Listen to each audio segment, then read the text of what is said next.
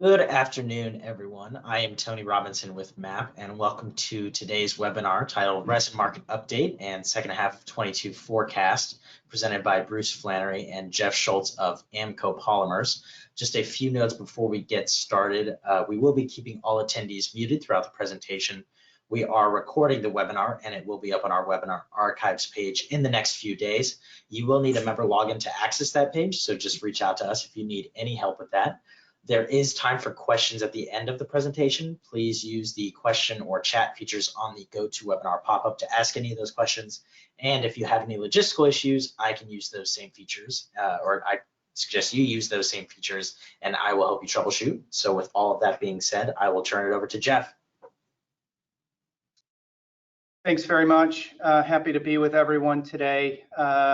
Not sure what number industry update this is that Bruce and I have had the opportunity to present, but certainly appreciate the opportunity to provide our insight on the market in hopes that that helps you make decisions in your business. Real quick, just a quick legal disclaimer. Basically, Bruce and I are going to give you our best take on the market and give you some data points and some assumptions, but at the end of the day, any decisions that are made are yours to make and not the responsibility of AMCO. Real quick introductions. I'm Jeff Schultz. I'm the product director for engineering resins for AMCO. I've been with AMCO for the last 9 years and in the industry for over 20, and work out of our North American headquarters in Orlando, Florida. I am Bruce Flannery. I'm the product director for our commodities. We call it polyethylene, polypropylene, polystyrene, and also been 9 years now with AMCO Polymers. And I actually work remotely from my home in New Hampshire, and celebrating my 41st year in the industry. So you can see who's making up most of these 65 years of experience.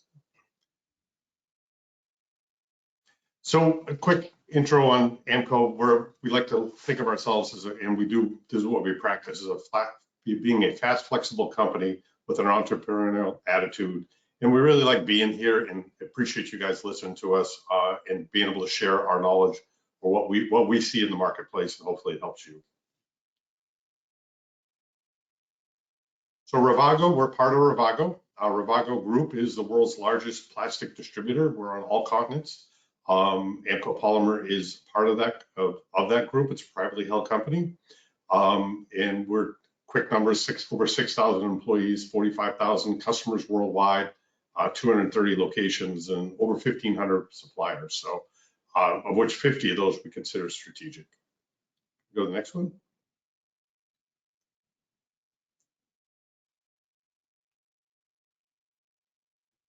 Oops, sorry. I'm trying to do this on 2 different screens. AMCO Polymers, so again, we're headquartered out of Florida, Orlando. Our North American sales team, we're very proud, has an average of over 20 years experience. So we have a good group of well-seasoned veterans, I would put it that way.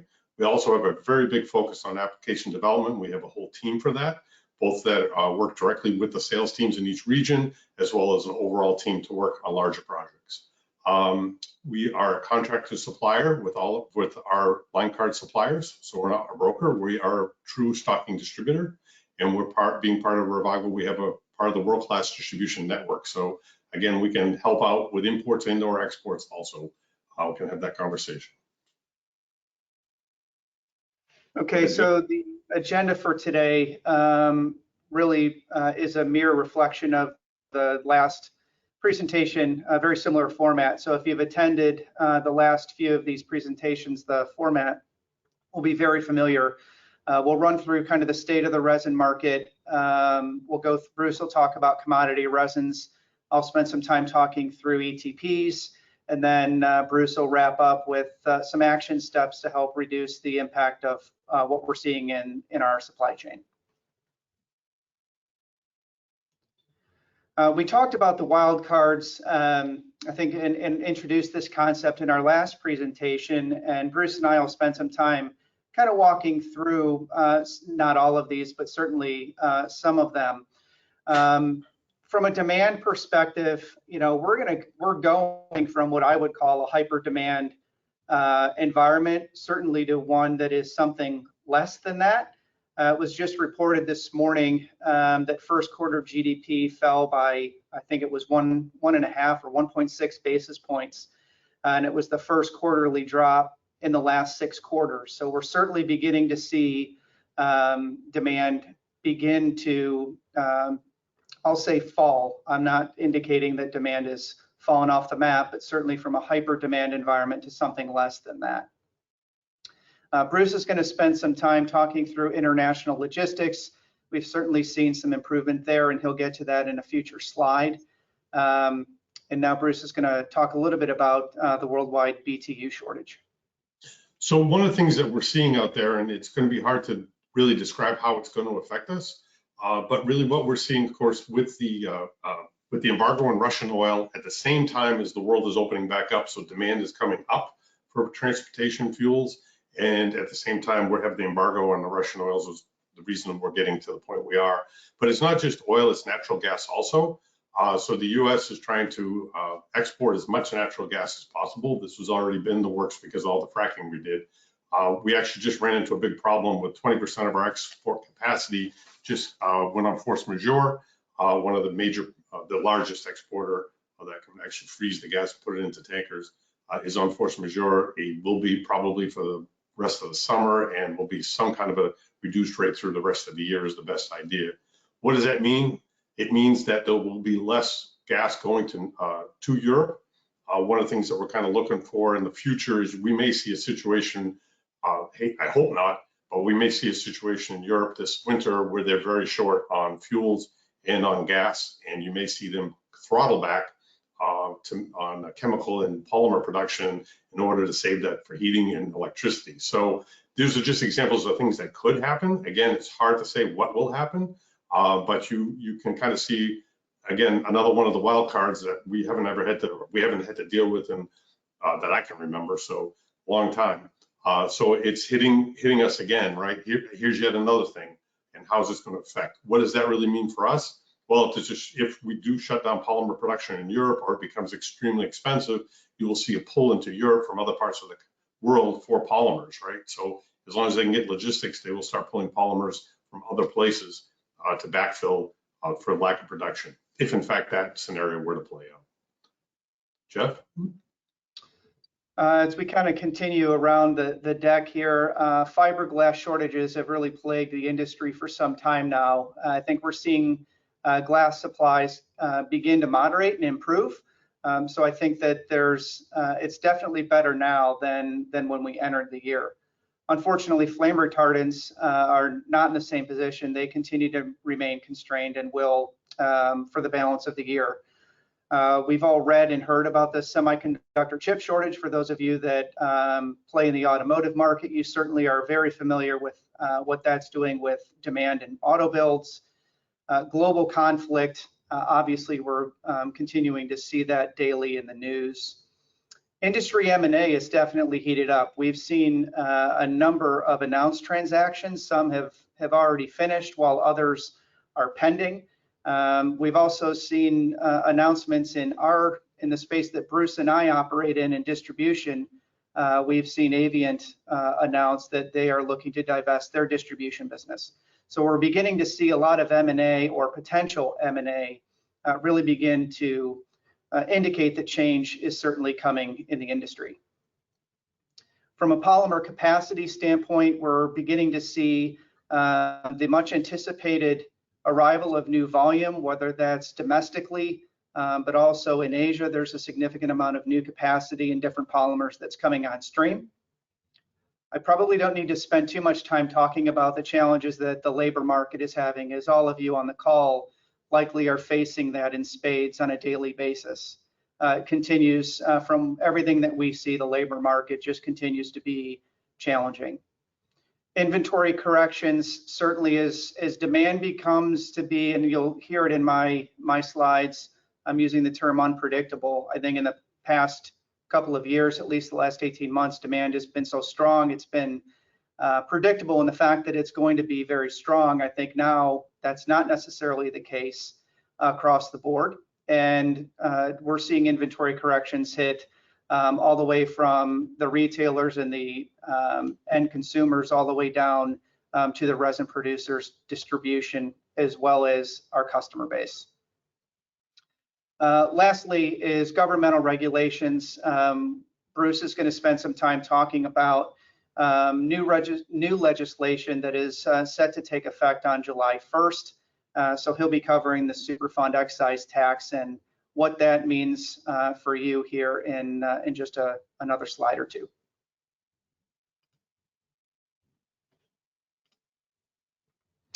Okay, so real quick, just a broad kind of idea, bullet points on the state of the resin market. I think if I had to use just a word, I would say that it's improving. Finally, after the last couple of years of uncertainty and upheaval, not only in our personal lives, the lives of our employees, but certainly in our industry.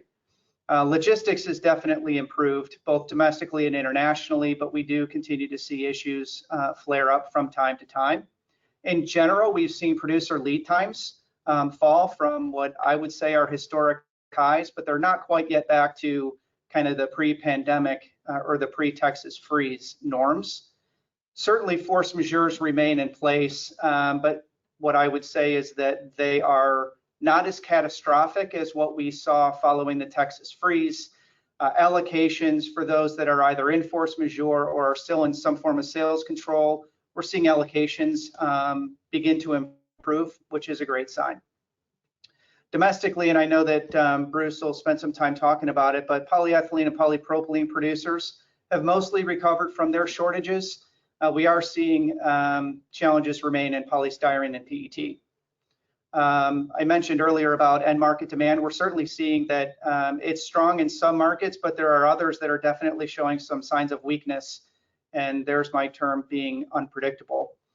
The rate of price inflation in our industry, we've definitely seen that begin to slow. It's not that certain resins aren't seeing inflationary pressure, but broadly speaking, we're seeing the rate of inflation definitely slow down. And lastly, I mentioned glass fiber remains short, but has improved.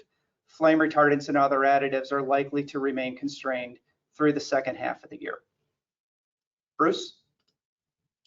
Okay, everybody, I'm going to do, oops, next slide. We're going to go back and then come forward. So the chart on the left is where we were when we did our last presentation to you folks back in the middle of February. And at that time, this is the Morgan Stanley Freight Index, and this is basically how many loads are available for every truck available. Balanced is 2 to 3 loads per truck is kind of what's considered a balanced market. So back in the middle of February, we were at a number nobody had ever seen before, over 10. And it was forecasted back then by this group that it would actually go to numbers that we couldn't even comprehend, which we talked about, which is up around 17, 18. Well, again, kind of roll out the magic 8 ball and if you really want to know what's going to happen, because it's really hard to decide. And here we'll come to you in June, and here's the forecast. Now the new chart on the right is where we are today. So the forecast couldn't have been more wrong on what was going to happen to the freight. So now the freight is available, and freight trucks are available. They are down to 3.5, so we're almost to balanced, and which is something we haven't actually seen since COVID. And we're just, and again, it's all sorts of reasons you can read about it as to why it probably happened and all sorts of good stuff. But again, in these situations, and because there's so many things changing so many different ways, it's very difficult to do a forecast.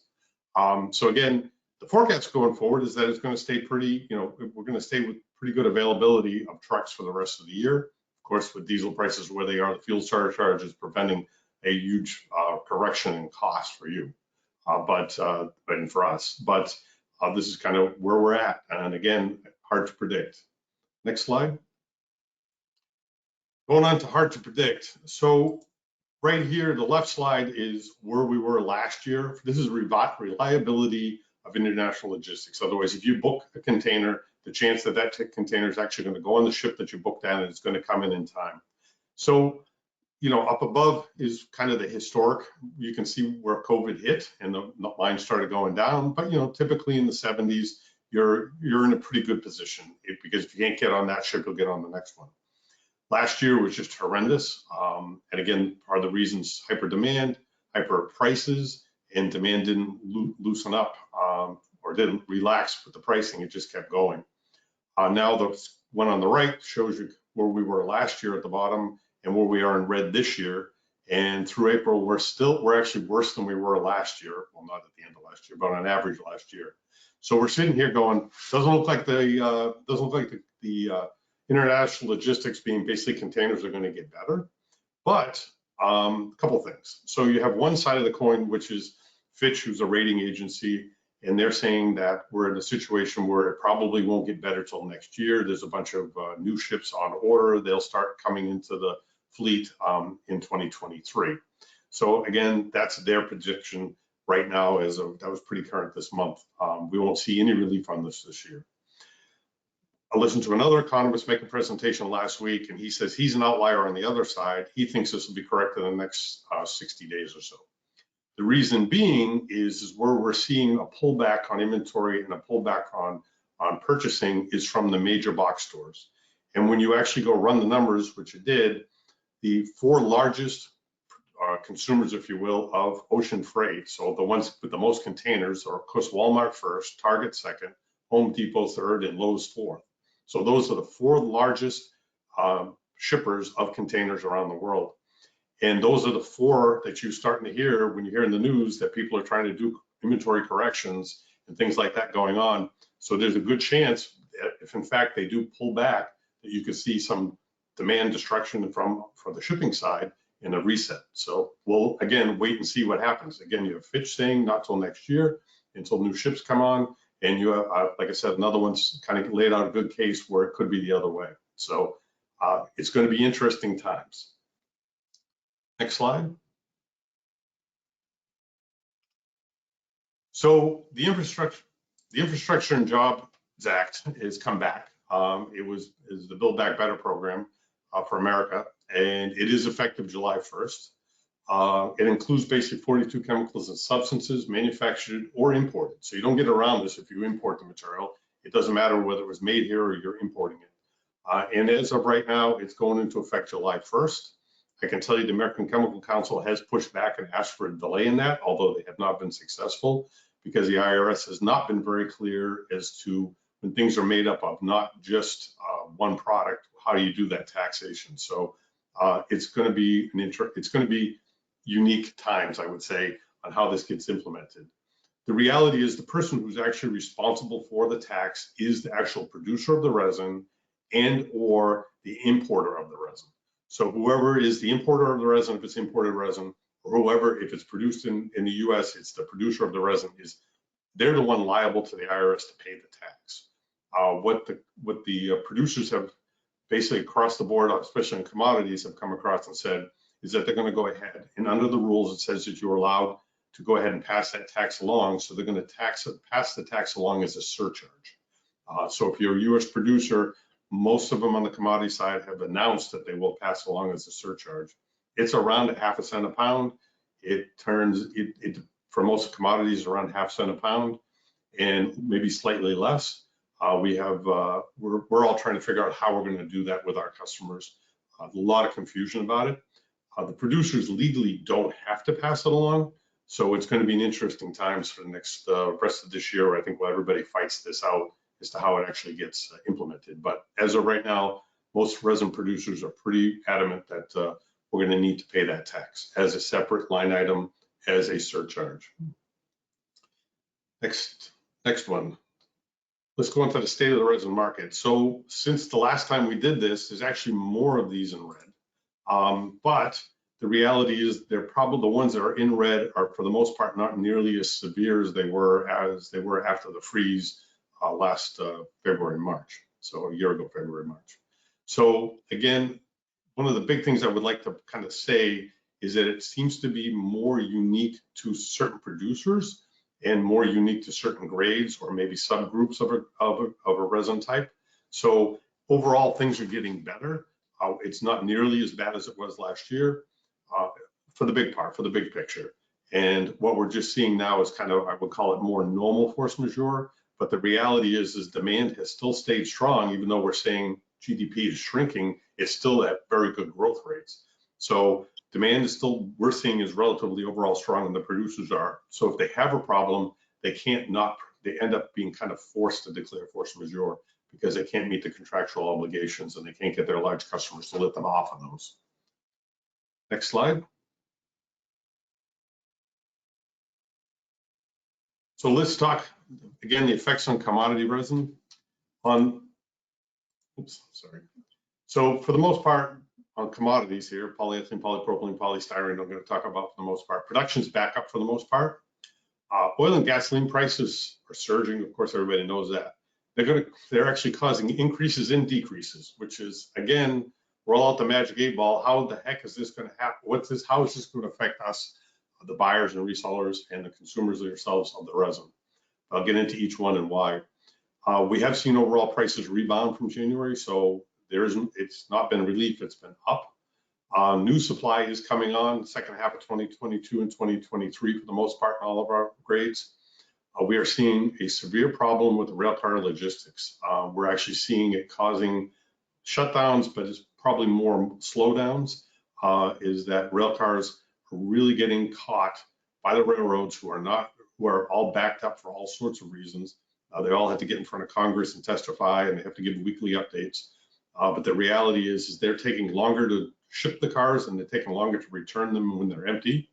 And at the same time, now what they're trying to do to open up their rail system is to meter or kind of put you on embargo on how many rail cars you can ship each day as a producer of resin. So what's that done?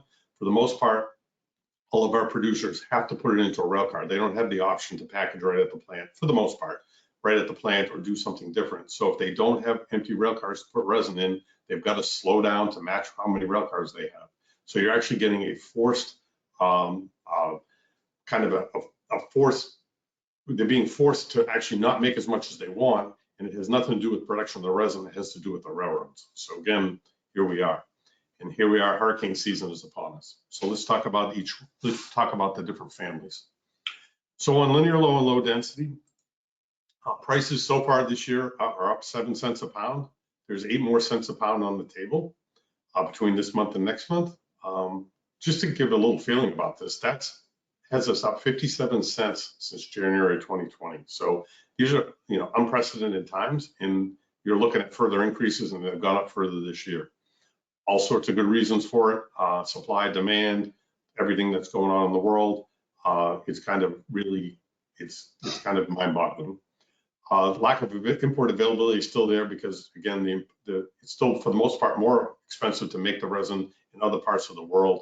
And even if you can get it from a lower cost place that maybe somebody will work a deal, there is no deals to be had because you can't get the space on the containers.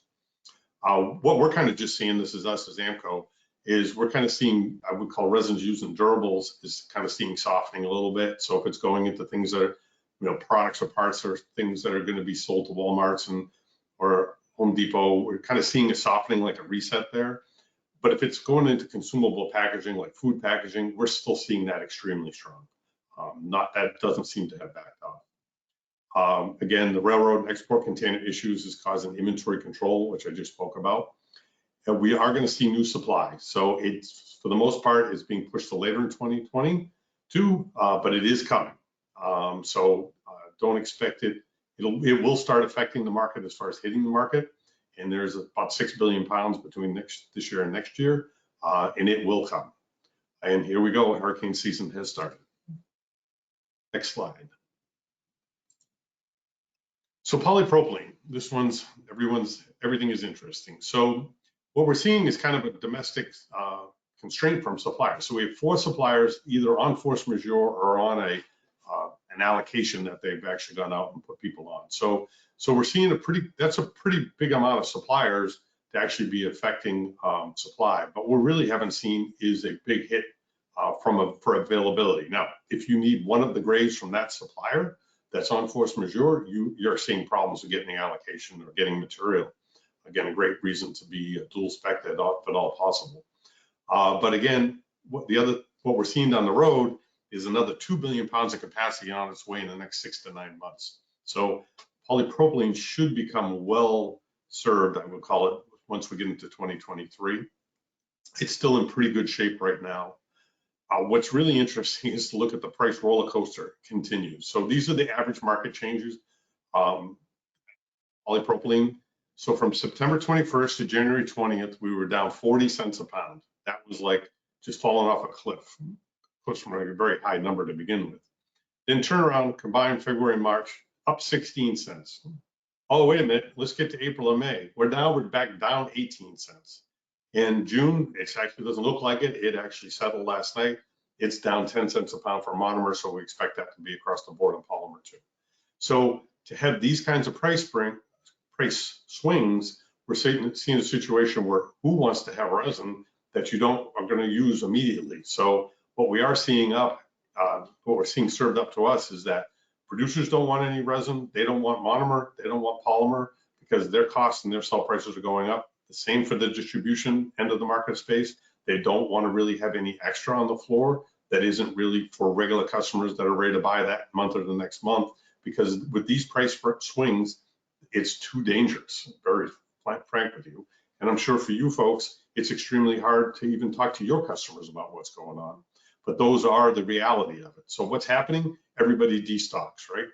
And what are we doing? If one of these wild cards really hits and it were to affect polypropylene, I think you can see a real short-term shortage as everybody kind of runs into at the same time going, oh, I got to get something. I don't have any extra because I was expecting the price to fall more tomorrow. So again, a pretty tough situation. Okay, so, and I'm sorry, so on polypropylene, my fault. The reason the prices have gone down is that that with the running of gasoline at full force, you're actually, one of the byproducts is propylene. And so there's excess propylene because the refineries are running wide open on gasoline, and they will continue to run wide open on gasoline, make as much as they can at these prices. They have a good margin between the oil price and their gasoline sell price. So they're basically forcing extra propylene into the marketplace, which is causing the polypropylene price to fall. We're having the exact opposite effect on the polystyrene market. So the benzene and components that can be pulled out of benzene, we're actually seeing those can be pulled out and put into gasoline. So you're having a huge pull on benzene, which is a precursor to styrene and polystyrene. You're having a huge pull from that to go into gasoline. So you're at the same time we have extra polypropylene or propylene monomer and causing the polypropylene price to fall. We're having a real pullback on or pull away, if you will, on supply to make polystyrene. So again, through June, we averaged 33 cents a pound so far of increases for 2022. And there is an announced 21 cents from one of the three major suppliers. I expect the others to be similar. And that's just for the month of July. There is the option to import on this right now. Logistics can make it slow.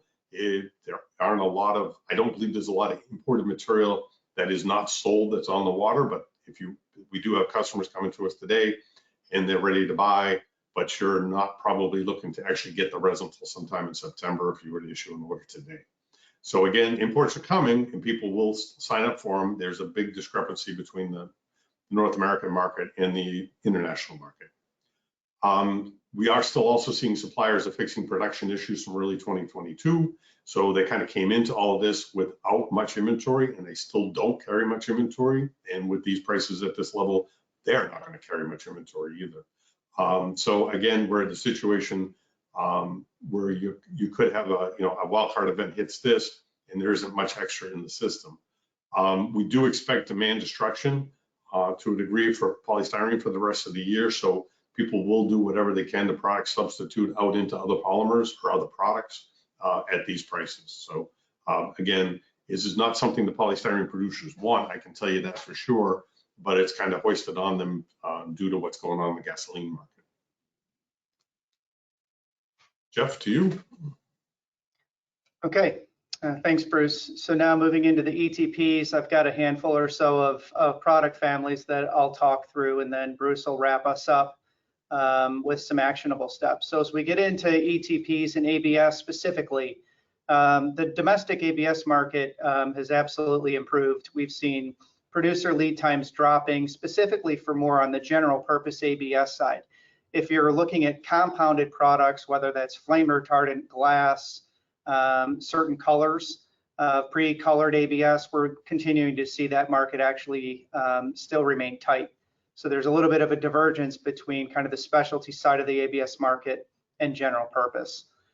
Certainly have seen softening demand in Asia, coupled with some lower input costs that they have compared to where we are domestically. You just heard Bruce talk about benzene and what's going on in styrene monomer. That's obviously a significant part of ABS. So we're seeing a little bit of a divergence between the soft demand, lower input costs, lower international freight rates for Asia producers.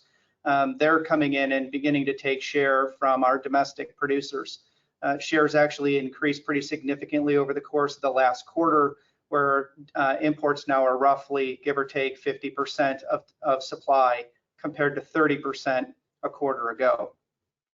From a demand outlook, what we're seeing now is demand seems to be pretty steady, although again, a little bit more unpredictable than what we've had in the last 18 months. So from an ongoing kind of what does the future forecast look like, I think we're going to see competition between the domestic producers and the imports increase, specific to general purpose ABS. We've got some new capacity domestically that's going to be coming on stream late this year into the first quarter of next year. So we're going to have an increase of domestic supply, and I think that we're going to continue to see the domestic producers compete. And as the supply-demand balance improves, we should begin to see prices soften.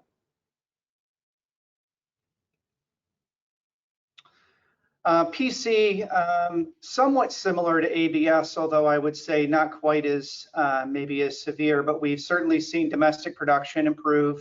Lead times have fallen, although I would say that they haven't fallen significantly. There have been domestically pretty significant turnaround and unplanned outage that I think has certainly begun to delay recovery, but it seems as if we're working our way through that.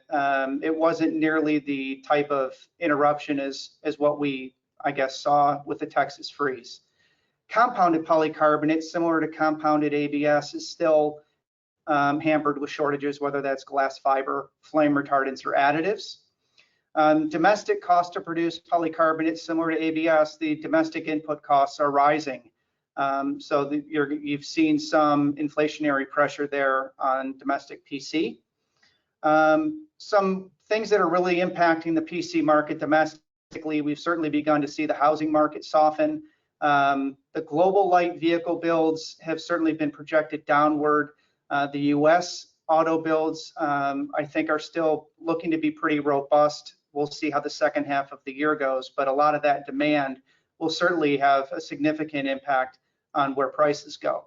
So if you look at availability and the forecast going forward, I think polycarbonate is going to continue, supply is going to continue to improve through the second half. Hopefully, as that does, we're going to see lead times fall. Right now, lead times are anywhere from 8 to 12 weeks domestically. I think right now, because we're still kind of working through some domestic shortages, a force majeure that's in place, you're going to still see prices remain firm. But as the supply situation improves, I would expect that we're going to continue, that we will see some price softening as we kind of work our way through the second half. Nylon's a little bit of a different story. This is not a things are radically improving and costs are falling. This is a little bit of a different story. So on the nylon 6 polymer side, the nylon 6,6 polymer side, we're now out of the woods relative to polymer availability, which is a great thing.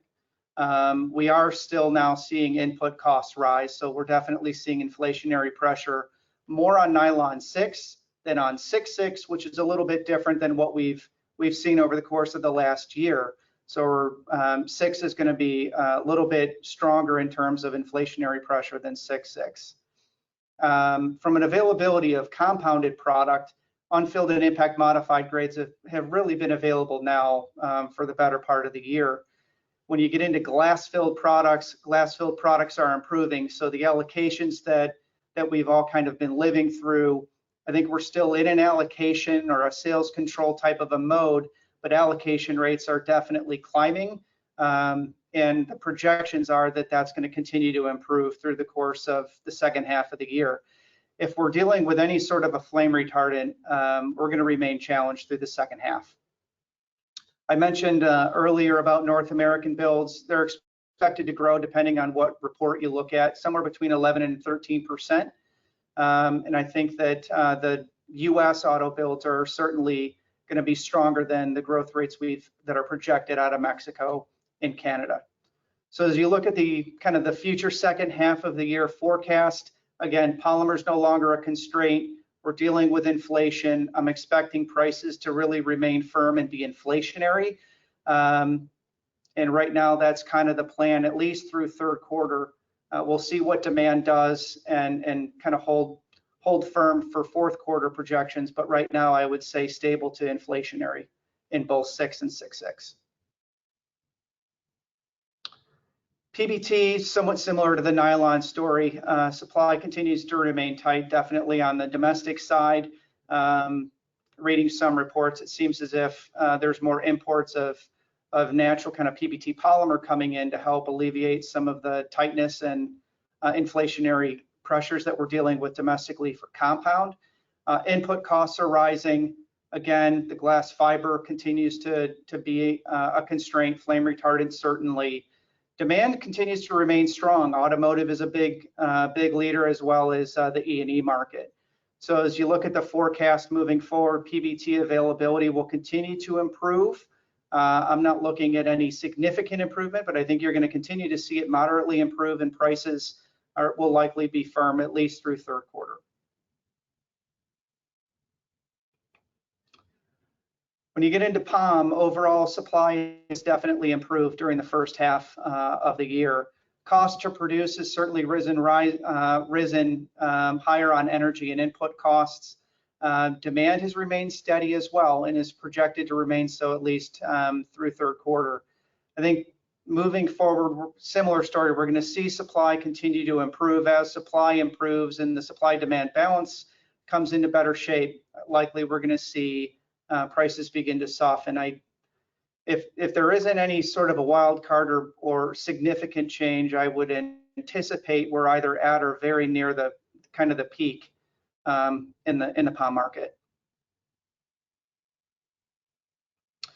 And then finally here on TPU, this is actually a good story. The TPU market has stabilized. We've gone through a really tough market. For those of you that are in the TPU space, it's been really hard. I'm happy to report that both ether and ester grade availability has absolutely improved. You may see some tightness or some longer lead times on individual SKUs from individual producers. So it's not wide open, but it's definitely improved. There's still a little bit of isolated tightness, but that's just SKU specific. I think that, again, similar to POM, I think we've probably reached the peak of price inflation, barring any significant events. Demand should be steady through the second half, and I'm looking forward to seeing lead times reduce and product availability to really improve over the course of the second half of the year. Bruce. Okay, so let's talk about steps to mitigate supply disruption. One thing we've really seen, and just touch on a little bit too, is we're really in a made-to-order world, especially from the last 2 years. And so there, again, less inventory in the system. And basically, at that point, if you're failing to plan, or if you're not really working on basically plan, get orders in, and do forecasting, proper forecasting, it's really high-risk behavior. And I don't see that changing. As you can see with the pricing doing everything it's doing, and we're at all-time highs for about everything, or we're in extreme fluctuations on prices. Nobody through the system wants the inventory. I understand and can totally appreciate why you wouldn't also, but it's to have no inventory, or at least a forecast and orders out plan is really risky. Again, physical inventory is really the safety net. Whether we work with you, you hold that yourselves, or we can work with ourselves or another distributor that's a true stocking distributor that can help you plan for things like hurricane season or any wild card event that could happen. Again, I'll reiterate again, forecasts and POs remain important for supply chain planning. I can't say it enough. Please, work with your suppliers and get organized and make a plan. One of the things that I've always seen in this and over the years, different wildcard events hit is the people that are ready and take the action right when it happens and go out and give POs to people are the ones that ended up making it through it the best, right? So being prepared when that happens, having a plan kind of in place to pull the trigger and be ready to buy if spot opportunities show. The first one in kind of is the lucky one to get the last pellet out. Again, because also having a supply agreement, it's never too late to start talking about that. As a matter of fact, right now is a great time to be talking about it. From a delivery standpoint, just domestic trucking, transportation, again, anything that you can give for delivery windows helps a lot. I know we're on a big push to improve our delivery, but it's extremely hard to get more, unless you happen to have somebody literally right next door to your warehouse. Even then it can be difficult not to hit a delivery window versus a delivery day. So just make sure you're building that into your forecasts and your ordering patterns. And I know most of you are. Belt trucks are a unique part of our distribution network, and they have gotten better from where they were earlier this year, but they are still a very unique product. Depends on what part of the country you're in, but you're basically between 1 and 3 weeks in advance. So again, more advance is better. And we also ask that you balance your risk of imported supply versus domestic production. So if you decide to go all out on imports, make sure you still get enough resin on the domestic side to make sure that you're not going to run yourself short. Because again, everybody's in this made-to-order world, and it's not going to be that easy to backfill if you go too far one way or the other. And we've all seen and learned those lessons in the last 18 months. Final thing I'd like to kind of add is that we've seen it ourselves is, dual specification is still very much encouraged. We have seen a lot of customers, and I know it's your customers many times not wanting to spend the extra energy, and they're kind of getting 80% to getting the dual served, and then the old supply came back and now they don't want to finish. Please, everything you can do and anything we can do to help you work with your customers to get a second or backup supply is really important. It can't be can't be strong enough on that whole thing.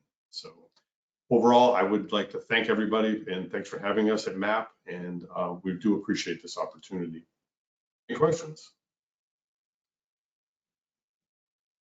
Hey, thank you both for that wonderful presentation. We did get some questions that came through. This one about the excise tax.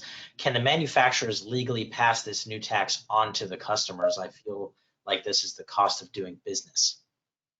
Yeah, the answer to that is yes. They don't have to, but the government, the way that the tax accountant explained it to me is that the way that the rules are written is that yes, they have the right, if you will, to put it on as they have the ability to put it on as a surcharge.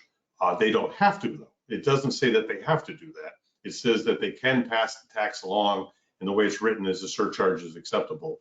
You could also say, well, I can tell you when it first came out back in the 90s, it was attempted to put on as an additional charge, and then it kind of got pushed back at that time, and it got incorporated into the sell price, if you will, instead of as a separate charge.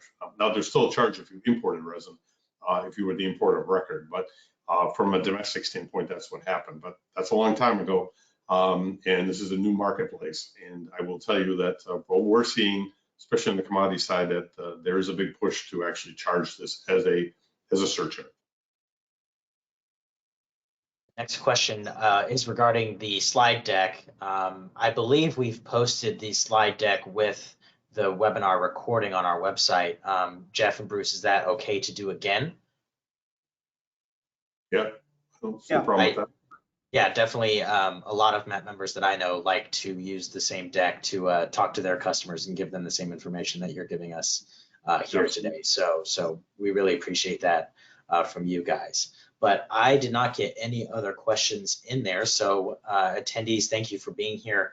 I will send Jeff and Bruce's contact information in the follow-up email. So if you have any other questions or would like to continue the conversation, you can reach out to them directly.